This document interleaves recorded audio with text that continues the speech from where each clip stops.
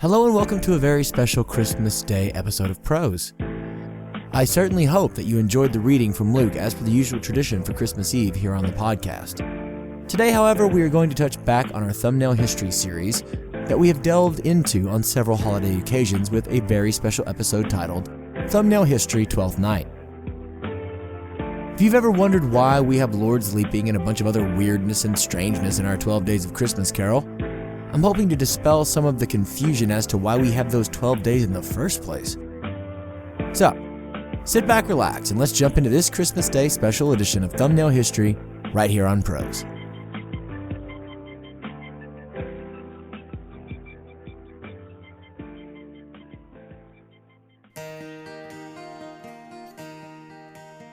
On the first day of Christmas, my true love gave to me a partridge in a pear tree. On the second day of Christmas, Alright, so what is with those 12 days of Christmas anyway? Here in the US, most families squish in a few hours of Christmas holiday celebrations. 48 hours crazy max. Who the heck has time to celebrate for 12 straight days? Well, for one, pretty much everybody from the early Christian church. Essentially, those 12 days of Christmas refer to a celebration of Jesus' birth which only begins on December 25th, lasting all the way to January 5th or 6th, depending on how one views the end of that celebration and what quote-unquote end really means. Now, for simplicity's sake, we're going to stick to the Western Orthodoxy in this super watered-down quick-fix explanation. So if you celebrate anything in the vein of the Eastern Orthodox tradition, my apologies for just stumble-bumming right past your traditions. Anywho, sometimes this period is called Christmastide, sometimes Yuletide, though the latter is a super rip-off of Germanic terms and concepts for the midwinter celebrations connecting to Odin, his wild hunt, and a bunch of other really cool pagan traditions that were absorbed, Christianized, and spat back out. By the way, you should totally go check out some of the bits and bobs of how that all coalesces, especially in regards to Santa Claus and some of our more modern traditions. Cool stuff, man. Right, so back to the point. Each of those 12 days is meant to be a celebration of something different. Day 1, December 25th, is a celebration of the birth of Jesus.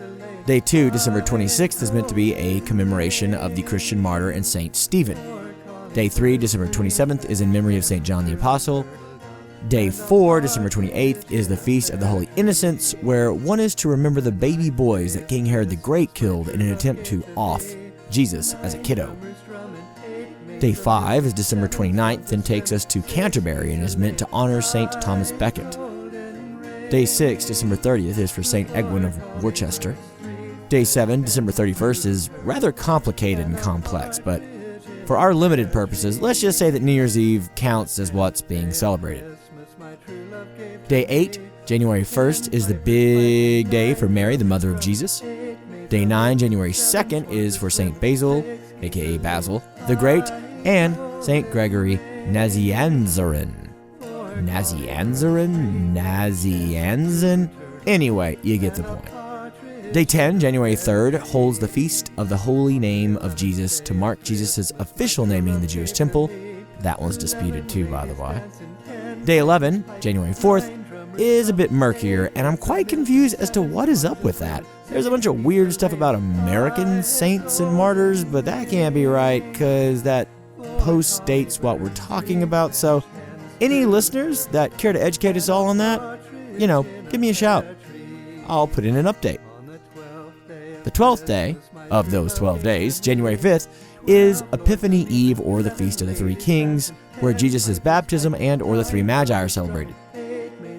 So, even all those dates and celebrations are contested within the Western Orthodoxy itself, and they can often differ from country to country, or even parish to parish, etc. ad infinitum. It's really weird and funky.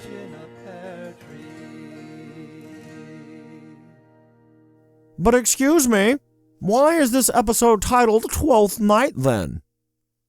Great question. Let me tell you.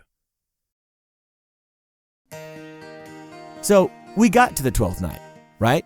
At least to the 12th day of Christmas, January 5th.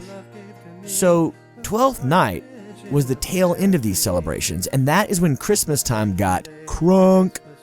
It was the end of true winter, which ran from All Hallows Eve till Twelfth Night, and it was quite popular starting in medieval times, particularly in Britain. Roles were reversed for the rich and the poor, the powerful and the lowly, the male, the female, you name it, crazy stuff.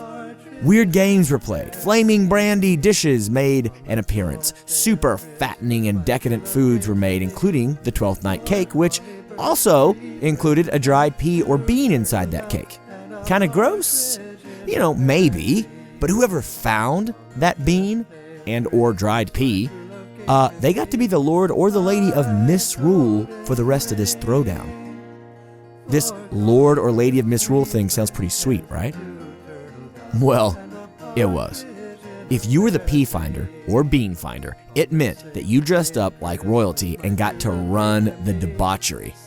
If anyone has studied Roman history at all, that should sound quite familiar, as it simply is Saturnalia just warmed over and given a quasi-Christian veneer. In fact, one reason you probably haven't heard of Twelfth Night outside of maybe a passing Shakespeare reference is because that all of this overeating and binge drinking and just insanity supposedly, eventually, got a bit too rowdy, taking the place of the actual religious focus that was meant to be underscoring the festivities. So, slowly but surely, the celebrations were suppressed and or just fell out of favor. Which is too bad, as the raucous, rambunctious ramblings of a Twelfth Night party sound pretty sweet, and for many that have stressful times in the holidays, it sounds just like what the doctor ordered to get over the rigors of Christmas itself. Oh, and if anyone wants to know when you're traditionally supposed to get rid of all that Christmas mess from your front lawn and out of your living room and off the top of your house, well, that's meant to be the day after Twelfth Night. So January 7th, actually, people. Or 6th, depending on how you're counting again. So let's get it together, eh? Though, I guess you could follow an even older tradition where you keep it all up until Candlemas. But that would extend your Christmasing until February 2nd, and well, I just don't know if we can handle that. Yeesh. I hope you'll consider extending your Christmas this year to include those 12 days and maybe even 12th Night itself. I know I'm considering it, but that'll do for this newest entry into our thumbnail history series. For those that celebrate, Merry Christmas. For those that don't, enjoy your day all the same. I hear there are some pretty rockin' movies out, The backing track you've heard throughout this is Roger McGuinn's The 12 Days of Christmas from his Folk Den project, which you should definitely check out. It's such a cool concept where he is trying to catalog and save a lot of folk music traditions. The track itself was accessed from the Free Music Archive and is being used under an Attribution, Non-Commercial, No Derivative Works 3.0 US license. As always, thanks for listening to Prose, and you know what? A double special thank you for joining me on this holiday. It's a real special one for me and my family, and I can't tell you how much it means that you join me for it. Anyway, Merry Christmas, and see you next time.